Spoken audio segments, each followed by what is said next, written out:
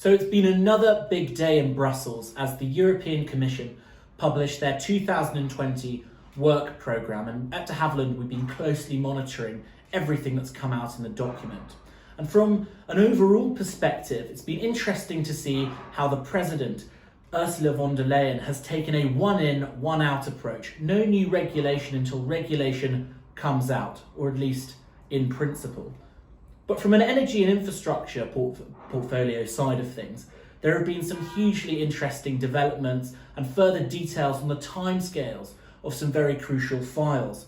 So on transport, the EU Batteries Directive, the charging of heavy use vehicles, further details on sustainable aviation fuels and the sustainability of the maritime sector.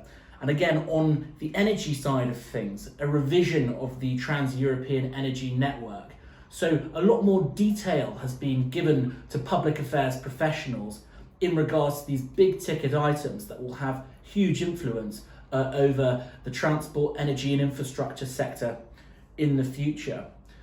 But a big question that I had whilst reading through this document was how Ursula von der Leyen is going to get all of this done by the end of 2020.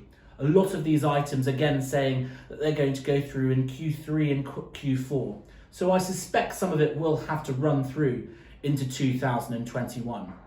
But we'll be looking at these files and we'll be constantly updating the details of them on our de Havilland legislation tracker. So we'll be updating details on files like the EU Batteries Directive to ensure that public affairs professionals can track in a very detailed fashion how legislation is moving through all of the institutions, who's the rapporteur, who are the key commissioners to speak to.